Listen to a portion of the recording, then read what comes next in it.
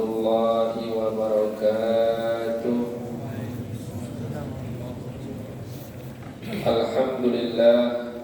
Alhamdulillahil hannanil mannan, wassalatu wassalamu ala sayyidina Muhammadinil Mustafa min Adnan wa ala alihi wa sahbihi ala mamaril ayyami wasyuhuri wadduhuri wal azman.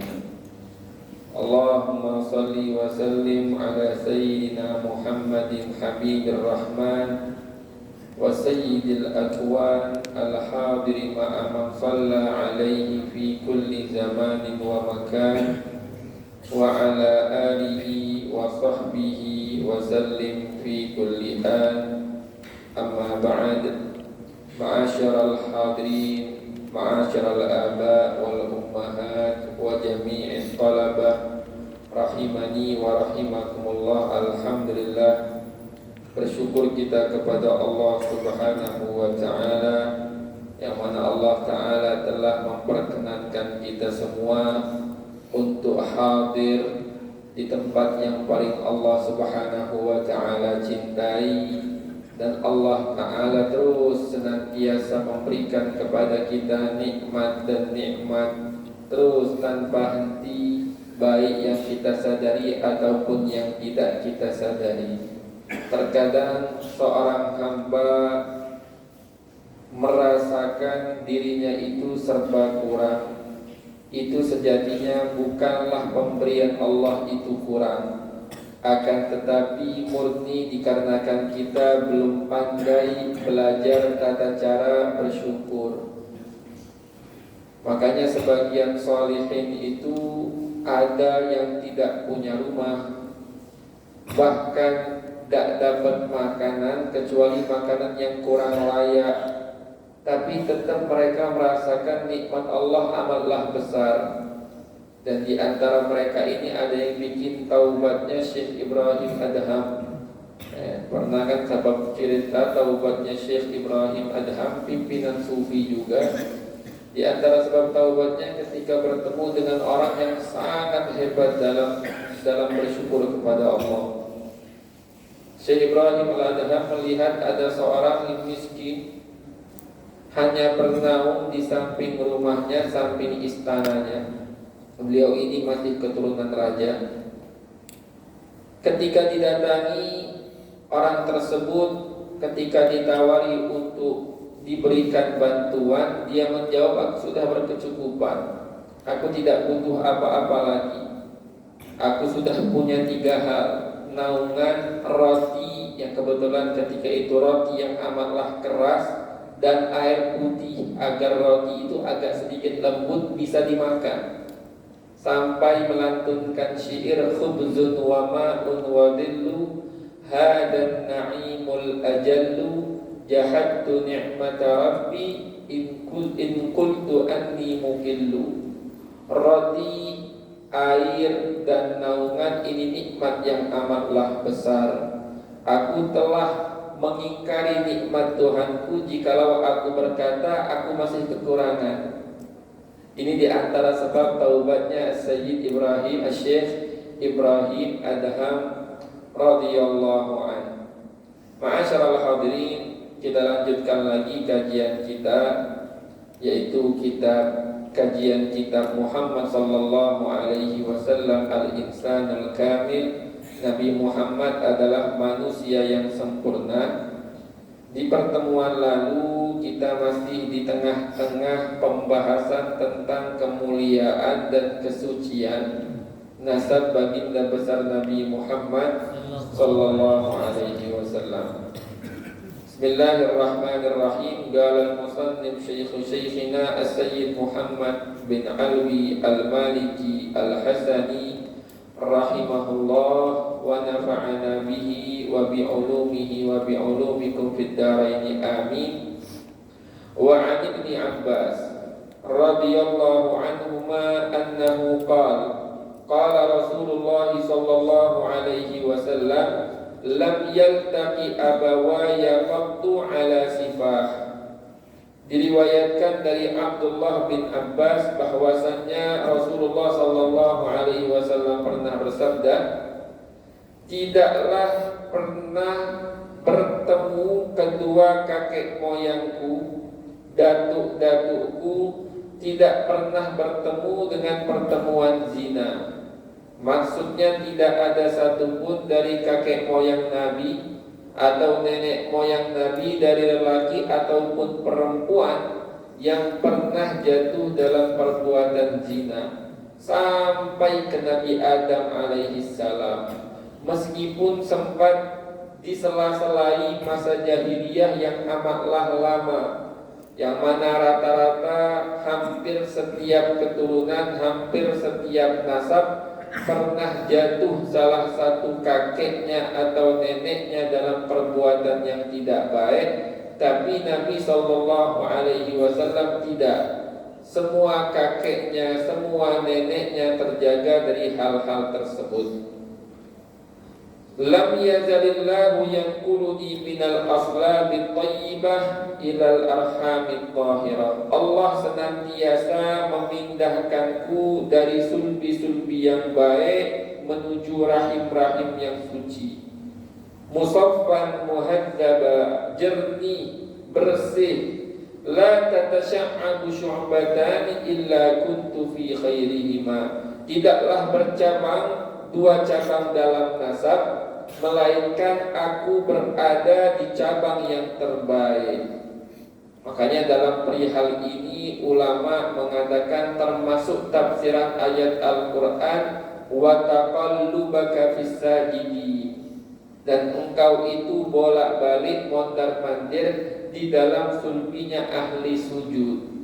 Jadi datuk-datuknya Nabi ini ahli ibadah, dan bukan hanya ahli ibadah, di tengah-tengah kaumnya menjadi orang yang amatlah mulia, dikenal dengan budi pekerti yang baik, menjadi mafza' tempat kembalinya orang-orang ketika ada permasalahan. Kemudian diriwayatkan juga wa an Anas radhiyallahu anhu qara'a Rasulullah sallallahu alaihi wasallam laqad ja'akum rasulun min anfasikum bi fathil fa wa qala ana anfasukum nasaban wa sihran wa hasaba laisa fi abai min ladun adam sifah. Diriwayatkan juga dari Sayyidina Anas bin Malik, beliau berkata bahwasannya Rasulullah sallallahu alaihi wasallam pernah membaca ayat akhir daripada surat Taubah, laqad ja'akum rasulun min anfasikum. Kalau qiraah kita kan qiraah dalam ilmu Quran itu qiraah ada banyak. Walaupun qiraah yang mutawatir 7 deh. Ada yang nambah lagi yang mu'tamad 10. Ala kulli hal, ini bukan dari itu, tapi termasuk ada salah satu qiraah yang diriwayatkan dari Imam Anas bin Malik bahwasanya Rasulullah membaca laqad ja'akum rasulun min anfasikum. Fa-nya pakai fathah. Kalau anfusikum dari diri-diri kalian, kalau anfasikum orang yang paling mulia jiwanya, orang yang terbaik jiwanya di antara kalian. Ketika setelah Rasulullah sallallahu alaihi wasallam membaca ayat ini, Nabi sallallahu alaihi wasallam lanjut bersabda, aku adalah orang yang paling bagus nasabnya, paling bagus hubungan kerabat dan hubungan pernikahannya, dan orang yang paling bagus keluhurannya. Laisa fi abai min ladun adam sifah.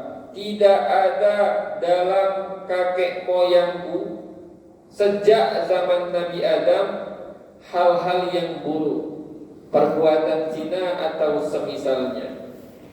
Ini termasuk kemuliaan yang Allah berikan kepada Nabi Muhammad sallallahu alaihi wa alihi wa sahbihi wasallam. Zina adalah hal yang amatlah buruk dari zaman Nabi Adam alaihi salam hingga hari kiamat, tidak pernah sekalipun dihalalkan oleh syariat manapun. Tidak pernah dihalalkan perbuatan zina ini. Walaupun banyak pelaku, tetap yang namanya salah itu salah. Yang haram itu haram. Jadi dalam syariat itu sedikit atau banyaknya pelaku itu bukan menjadi patokan ini salah atau benar. Tidak menjadi patokan. Nah, diramalkan juga oleh Rasulullah sallallahu alaihi wasallam di akhir zaman di antara tanda-tanda kiamat akan terjadi beberapa hal. Di antaranya banyak wanita yang mengumbar auratnya, membuka auratnya. Meskipun banyak, salah tetap salah. Meskipun banyak wanita yang tidak menggunakan jilbab atau semisalnya, salah tetap salah. Makanya kebanyakan dalam Al-Quran itu ketika menegur walakinna aktsarahum la ya'qilun, kebanyakan tidak memahami, kebanyakan la ya'lamun, tidak menyadari, tidak mengetahui. Sering banyak ditemukan di dalam Al-Quran. Jadi sedikit atau banyak bukan menjadi patokan. Dan juga Nabi SAW meramalkan di akhir zaman akan terjadi banyak kasus zina. Makanya kita tidak boleh tutup mata. Dalam kasus-kasus seperti ini jangan dianggap enteng. Wabil khusus di zaman kita sedikit demi sedikit makin berani mereka menampakkan perbuatan-perbuatan yang tidak baik. Makin berani orang berpacaran di tempat yang terbuka. Ini harus kita tegur, jangan kita anggap enteng. Kita sampaikan dimanapun, sampaikan kepada keluarga kita, kerabat kita, teman kita, dampak-dampak buruk dari perbuatan zina. Amatlah banyak sekali, baik di dunia ataupun di akhirat. Di dunia Allah Ta'ala janjikan akan ditimpa kefakiran, kemiskinan.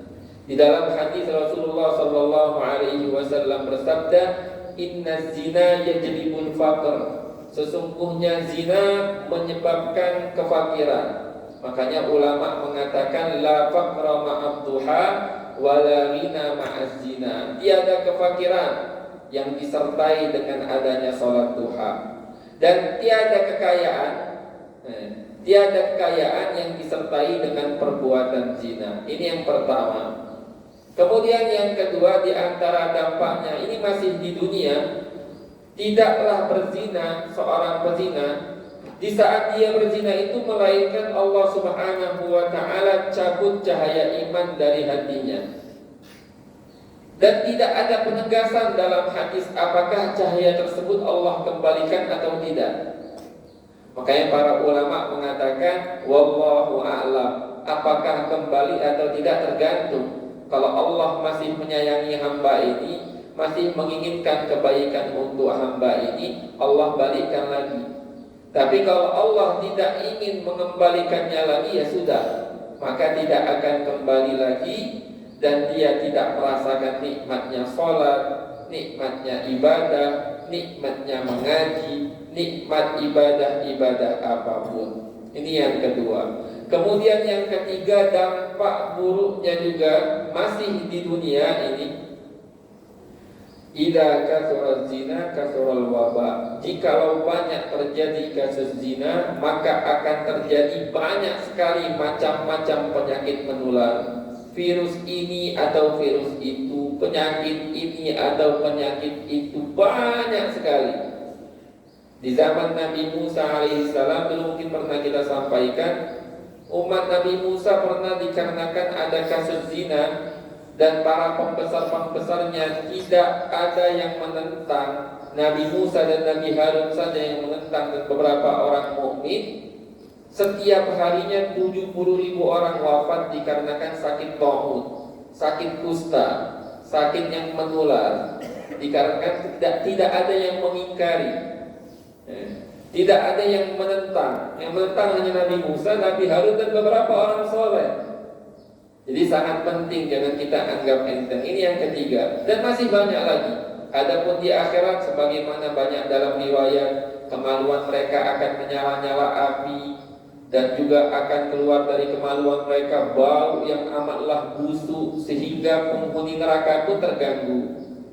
Belum lagi mereka akan digodok di dalam wadah yang amatlah besar, digodok sampai tulang belulang mereka hancur semua. masih banyak lagi adab-adab yang Allah peruntukkan bagi orang-orang yang melaksanakan perbuatan zina.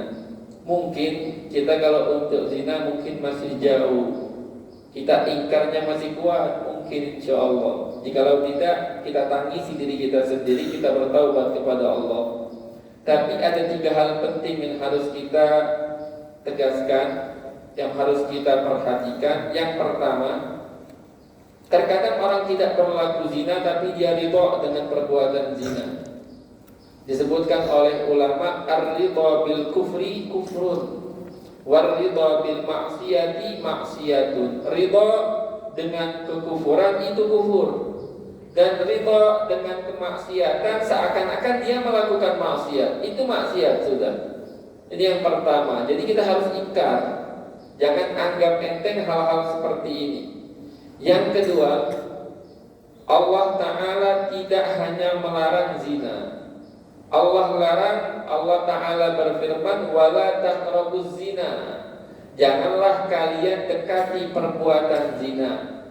Pacaran haram, berdua-duaan lelaki dengan wanita yang bukan mahramnya haram, menyentuh perempuan yang bukan mahramnya haram, kecuali dengan pernikahan. Ini semua diharamkan. Terkadang kita menganggap enteng, biarkan saja mereka ta'aruf, biarkan saja mereka pacaran. Subhanallah, orang ketiganya setan. Lalu subhanallah, mereka dibisikkan oleh setan dan didorong oleh hawa nafsu mereka. Terjadilah perbuatan yang tidak diinginkan. Belum lagi jikalau hamil atau semisalnya, banyak sekali hukum fikih yang memberatkan. Maka dari itu sayang 1000 sayang jikalau kita tidak menganggap hal ini hal yang besar, kita anggap enteng. Harus ditegur selalu anak kita, keluarga kita, dan bila perlu perhatikan apa yang dilihat oleh anak di dalam handphonenya, karena ini merusak moral dan menghilangkan keingkaran hati, pengingkaran hati dalam perbuatan zina. Ini yang kedua. Dan yang ketiga yang amatlah penting, kenapa kita bahas agak panjang sedikit masalah zina, karena ini termasuk hal yang harus digempor-gemporkan, selalu diingatkan, tapi sayang 1000 sayang jarang yang membawanya. Guru kami sering mengatakan 2 hal maksiat yang sangat banyak sudah terjadi di akhir zaman ini, tapi sangat jarang ditegur. Orang lebih banyak bahas fadilah ini, fadilah itu, keutamaan ini, keutamaan itu. 2 hal ini jarang ditegur. Yang pertama seputar tentang zina dan hal-hal yang mendekati zina. Ini yang pertama. Dan yang kedua tentang riba. Tentang riba, bunga atau semisalnya. Terkadang kita tutup mata sebelah. Yang penting harta masuk, nasallallahu al-afiyah wassalamah. Ini termasuk 2 hal yang tidak pernah dihalalkan oleh Allah dari zaman Nabi Adam hingga akhir zaman. Dan yang ketiga yang penting juga, Al-Imam Al-Ghazali radhiyallahu anhu menyampaikan di dalam kitab Bidayatul Hidayah, wala tasilu ila hifdzil farji, engkau tidak akan sampai pada derajat penjagaan kemaluan dari maksiat-maksiat melainkan dengan menjaga 3 hal dari 3 hal. Yang pertama, hifdzul aini anin nazar, menjaga mata dari pandangan haram. Yang kedua, wa hifdzil qalbi anit tafakkur, menjaga hati dari berpikiran-berpikiran buruk. Dan yang ketiga, wa hifdzil batni anis syahawati wasyiba, menjaga perut dari syahwat-syahwat yang berlebihan dan juga makanan-makanan syubhat.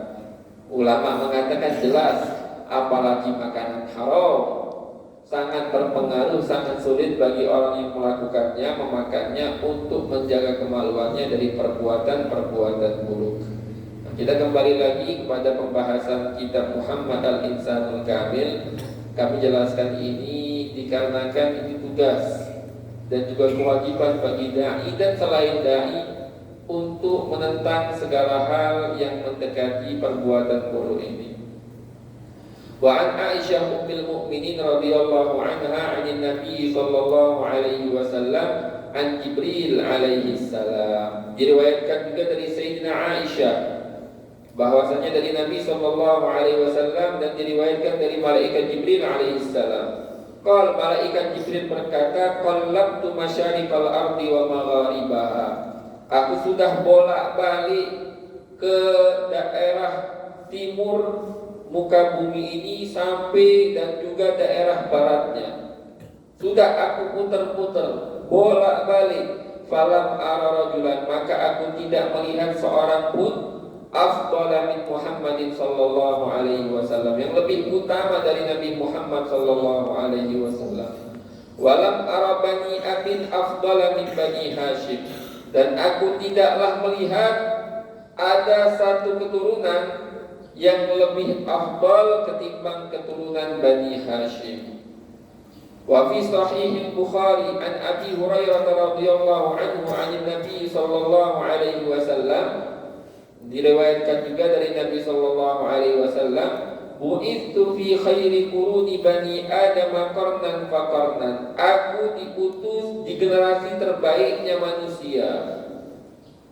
Dari generasi ke generasi Nabi diutus di generasi yang paling terbaik. Hatta kuntu minal qarnil ladzi kuntu min. Wa fi sahih Muslim an Wazilah bin al-Asqa radhiyallahu anhu qala sallallahu alaihi wasallam, inna Allah astafa Kinanata min waladi Ismail. Sesungguhnya Allah memilih menjadikan Kinanah intisari dari keturunan Ismail. Wastafa Quraisyan min Kinanah, dan Allah memilih Quraisy, menjadikan Quraisy intisari dari keturunan Kinanah. Wastafa min Quraisy Bani Hashim, dan Allah memilih menjadikan intisari dari keturunan Quraisy Bani Hashim. Wastafani min Bani Hashim, dan Allah memilihku menjadikanku intisari daripada Bani Hashim. Diriwayatkan juga dari Sayyidina Abbas radhiyallahu anhu qala Rasulullah sallallahu alaihi wasallam, innallaha khalaqal khalqa faja'alani fi khairi firqatihim wa khairil fariqain. Sesungguhnya Allah menciptakan seluruh makhluk, lalu Allah menjadikan aku di kelompok yang terbaik. Jikalau terbagi dua kelompok, aku berada di pihak kelompok yang terbaik. Tsumma takhayyara al-qaba'il faja'alani fi khairi buyutihim. Kemudian Allah memilih kabilah-kabilah mana yang terbaik, lalu Allah Ta'ala menjadikan keluarga Nabi adalah kabilah yang terbaik, dan Nabi berada di keluarga tersebut, yaitu keluarga yang terbaik. Fa ana khairuhum nafsan wa khairuhum baita. Dan juga diriwayatkan dari hadis Sayyidina Abdullah bin Umar radhiyallahu anhu qala Rasulullah sallallahu alaihi wasallam, Rasulullah sallallahu alaihi wasallam bersabda, innallaha ikhtara khalqahu. Sesungguhnya Allah memilih makhluknya. Fakhtara minhum bani Adam, lalu Allah pilih yang terbaik manusia, keturunannya Adam. Tsumma ikhtara bani Adam, kemudian Allah memilih lagi di antara putra-putra Adam. Fakhtara minhumul Arab, lalu Allah memilih Arab di antara mereka. Tsumma ikhtarani minal Arab, kemudian Allah memilih aku di antara seluruh orang Arab. Falam azal khiyaran min khiyar, dan aku senantiasa pilihan terbaik dari kalangan-kalangan terbaik. Ala, ketahuilah kata Nabi, man ahabbal araba fa bihubbi ahabbahu. Ketahuilah, sesungguhnya orang yang mencintai Arab, maka dia mencintai Arab dikarenakan kecintaannya kepadaku. Wa man abghadal Arab fa bibughdi abghadahu, dan orang yang membenci Arab, maka dia membenci Arab dikarenakan dia membenciku. Jadi ini termasuk ancaman dari Nabi sallallahu alaihi wasallam. Ulama mengatakan dari hadis ini ada penjelasan dari Nabi bahwasanya ada orang-orang yang tidak suka dengan Arab, dan ada juga orang yang cinta dengan Arab. Nabi mengatakan orang yang cinta Arab itu cinta dengan aku. Dia cinta Arab karena dia cinta dengan aku. Dan orang yang benci Arab karena dia benci denganku, kata Nabi SAW. Jadi kalau kita membenci Arab sama dengan kita membenci Nabi SAW. Ada satu sahabat orang Persia, bukan orang Arab, yaitu Salman Al-Farisi, terkenal sahabat yang sangat dicintai oleh Nabi SAW. Dan sahabat ini pun sangat cinta kepada Nabi. Perannya dalam Islam sangatlah hebat. Di antaranya di perang Khandaq dan juga ketika pembangunan Masjid Nabawi dan lain-lain. Banyak sekali perannya beliau ini. Pernah pada suatu hari disebutkan dalam kitab Tahdhibus Siratil Halabiyah, disebutkan Rasulullah SAW pernah berkata kepada Salman, "Ya Salman, wahai Salman, la tubghidni, janganlah engkau membenciku. Fatufariqa dinak, maka engkau jikalau membenciku, engkau telah keluar daripada agamamu." Heran Sayyidina Salman. Qultu, aku pun menjawab, "Ya Rasulullah, wahai Rasulullah, kaifa ubghiduka wa bika hadanillahu ta'ala?" Gimana bisa aku membencimu sedangkan dengan dirimu aku mendapatkan hidayah dari Allah Subhanahu wa ta'ala.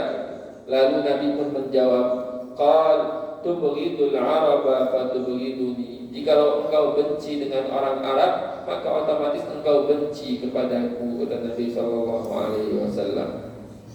Dan di dalam hadis juga Rasulullah sallallahu alaihi wasallam bersabda, la yubghidul araba illa munafiqan. Tidaklah membenci orang Arab kecuali orang munafik. Di dalam hadis lain Nabi sallallahu alaihi wasallam bersabda, "Man wasyal araba lam yadkhul fi syafa'ati wa lam tanalhu mawaddati." Orang yang berbuat buruk terhadap Arab, lam yadkhul fi syafa'ati, tidak masuk di dalam syafaatku, wa lam tanalhu mawaddati, dan tidak akan mendapat kecintaanku.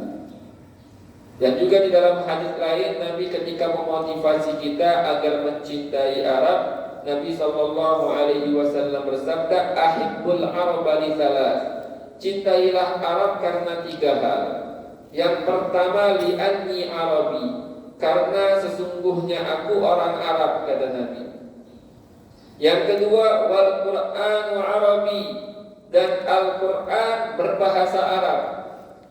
Dan yang ketiga, wa kalamu ahlil jannati arabi, dan ucapannya orang penduduk surga adalah bahasa Arab.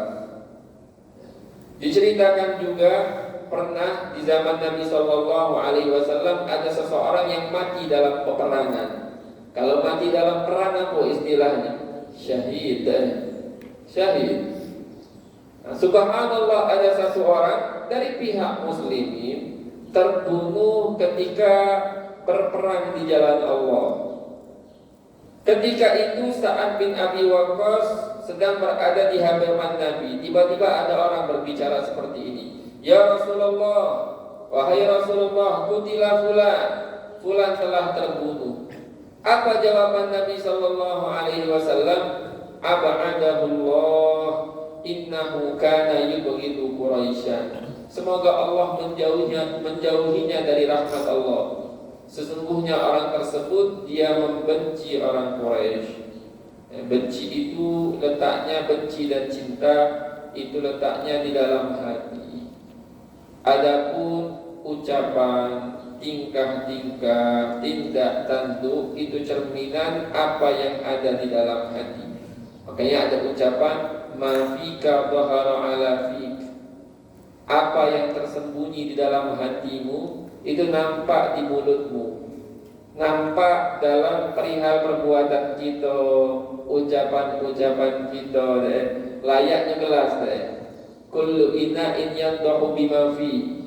Gelas itu menimbulkan atau menampakkan gambar isi yang ada di dalamnya. Gelas bening kalau kita jingok. Kalau isinya kopi, warnanya apa? Hitam. Padahal gelasnya bening, Kalau isinya teh, warnanya coklat. Kalau isinya banyu putih, bening, banyu putih itu bening. Mending banyak betul. Susu baru betul. Mending. Ala kulli hal kullu ina'in yandahu bima fi. Kemudian Abu Ya As-Sayyid Muhammad bin Alwi Al-Maliki Al-Hasani radhiyallahu an, beliau lanjut mengatakan, beliau membahas kenapa sih, apa hikmah dibalik Nabi Sallallahu Alaihi Wasallam tidak mempunyai saudara ataupun saudari. Tidak ada. Apa hikmah diantaranya agar nasab yang terus disaring dari bapak Nabi, ibu Nabi, kakek, nenek, agar terhenti di satu orang yang sempurna, yaitu Rasulullah Sallallahu Alaihi Wasallam.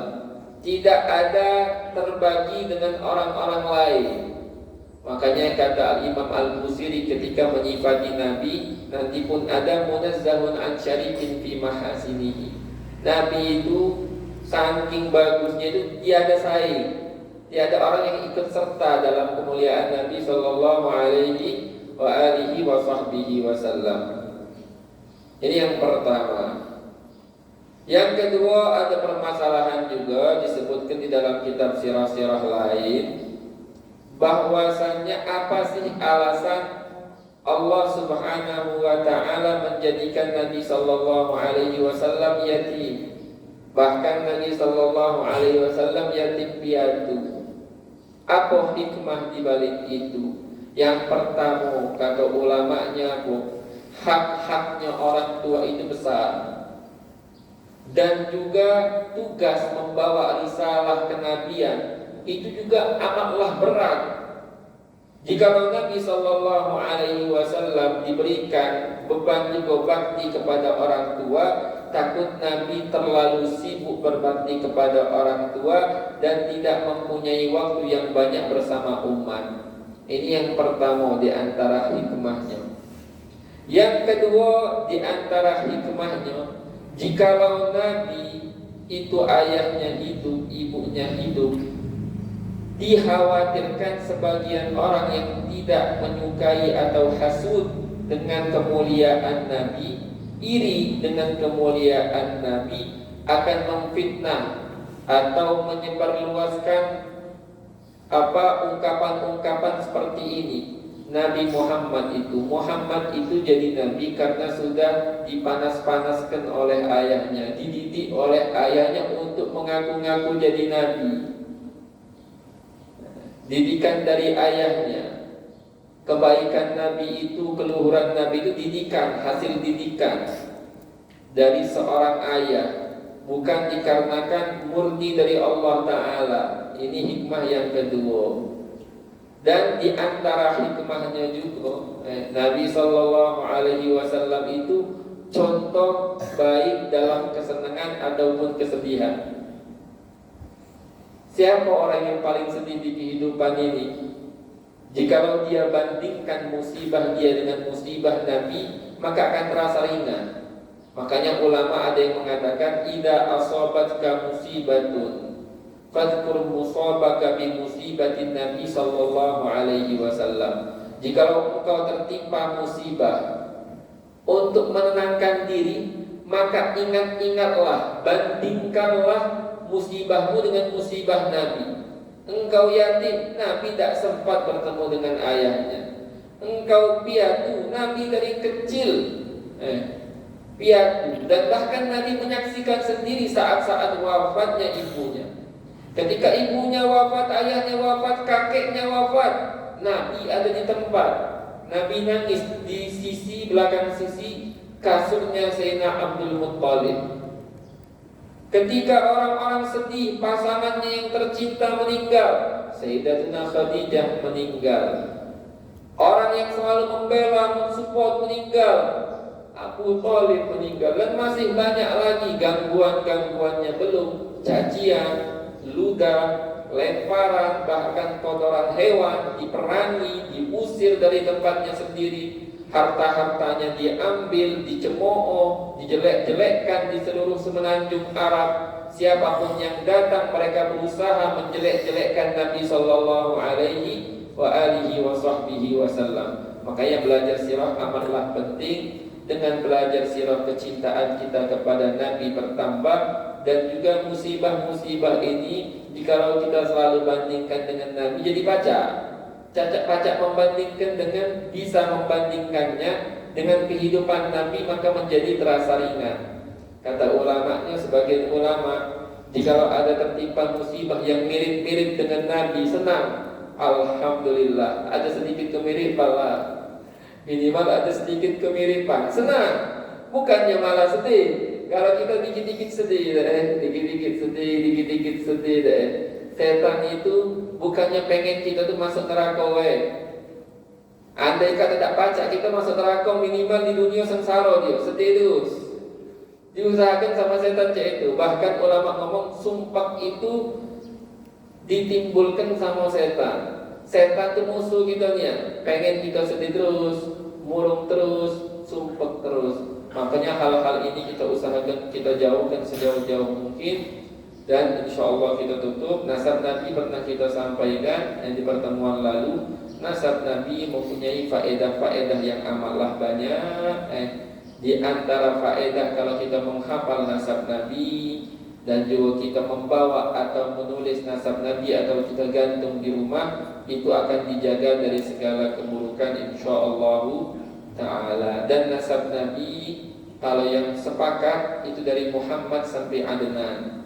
Adapun dari Adnan sampai Ismail itu terjadi perbedaan pendapat antara para ulama sejarah. Kenapa? Karena Nabi SAW ketika menyebutkan nasab Nabi, Nabi berhenti sampai Adnan. Tidak pernah Nabi lanjutkan lagi sampai ke atas sampai Nabi Ismail. Makanya dikarenakan itu ulama mereka ijtihad sendiri.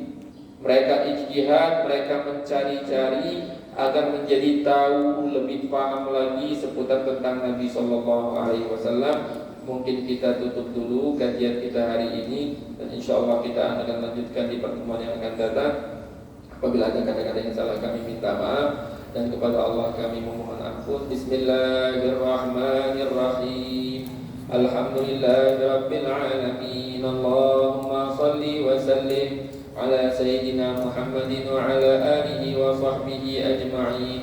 Ya Rabbana i'tarafna bi annana qatarafna wa annana asrafna ala ladha ashrafna fatub alaina tawbah taghsil li kulli hawbah wastur lana al-awrati wa aminir rawati waghfir li walidina rabbi wa mauludina wal ahli wal ikhwani wa sairil khillani wa kulli dhi mahabbah aw jiratin aw suhbah wal muslimina ajma amin rabbi asma fadlan wa judan manna la biktisabin minna bil mustafa rasuli nahba bi kulli suli bil mustafa rasuli nahba bi kulli suli salla wa sallam rabbi alaihi abdal habbi wa alihi wa sahbi idada rashis suhbi walhamdulil ilahi fil badi wa tanahi subhanakallahumma wa bihamdika ashhadu an la ilaha illa anta